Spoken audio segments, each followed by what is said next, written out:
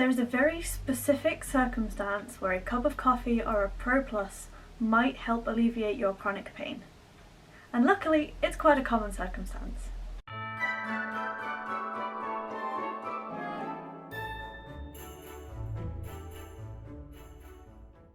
Welcome to the wonderful and weird world of chronic pain. As Christmas is around the corner, stress and excitement might wreak havoc with your sleep schedule. Have you noticed an increase in your chronic pain too?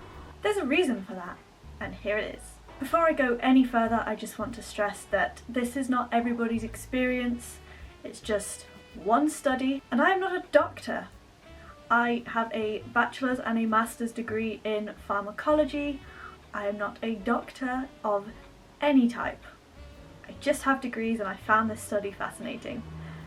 This video is not meant to be a medical advice video, it is just me talking about a study that I enjoy. Any advice that you do take from this video is at your own risk. I just think it's interesting. It's just an explanation of cool science stuff.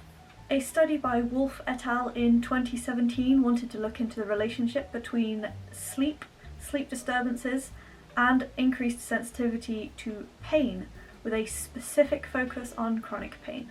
They talked about burn survivors and how insomnia at discharge was an indicator that the patient might develop chronic pain further down the line. They also noted that in patients with fibromyalgia, their pain was reportedly worse after a bad night's sleep.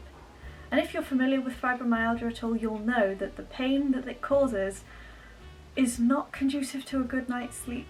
And that doesn't really seem fair, does it?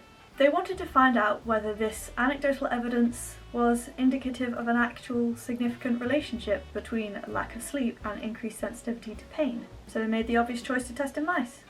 They gave mice a poor night's sleep by watching them on an EEG to monitor their brainwaves, and when they saw the mouse going into sleep phases, they put a shiny new toy in their cage for them to look at. This was a non-stressful way of keeping them awake, and it avoided them having to touch the mice. Control mice were allowed their usual sleep. They then measured the pain responses between sleep-deprived mice and well-rested mice. They found that both in acute sleep deprivation and chronic sleep deprivation, the mice had an increased sensitivity to pain, so they withdrew from painful stimuli faster than those who were well rested. Now here's where caffeine and some other drugs come into it. They treated mice with different drugs to see whether they could reduce the increased sensitivity to pain caused by the sleep deprivation. So ibuprofen at 30 milligrams per kilogram was administered. 30 milligrams per kilo is equivalent to the maximum full daily dose of adult humans. And this dose did not have any effect on the increased sensitivity to pain. Morphine at 5 milligrams per kilo, a dose that is known to reduce pain in mice, and I'm guessing humans too, only had a slight effect on the increased sensitivity to pain, which was not what would have been expected in a normal pain study. To find out whether this increase in pain sensitivity was due to a lack of alertness, they treated groups of mice with two different wake-promoting drugs, so caffeine and modafinil. You might know of modafinil as the study drug. Caffeine at 20 milligrams per kilo of body weight returned the pain sensitivity to normal ranges. The sleep-deprived mice withdrew at the same speed as the well-rested mice. There was no difference between them. By looking at how fast these mice withdrew from painful stimuli, you would not be able to tell which group was sleep-deprived. Modafinil at 45 milligrams per kilo of body weight had the same effect. Neither of these drugs had any effect on the actual sleep debt. The drugs just masked the symptoms of the sleep loss. It didn't fix the sleep loss. So to put it simply, the study suggests that we can treat pain by not targeting pain itself, but by targeting the things that exacerbate it. Could it be as simple as a cup of coffee and a Pro Plus? Well, the doses of all the drugs used in the study were quite high. The European Food Standard Authority states that 400 milligrams per day is the maximum safe daily dose of caffeine.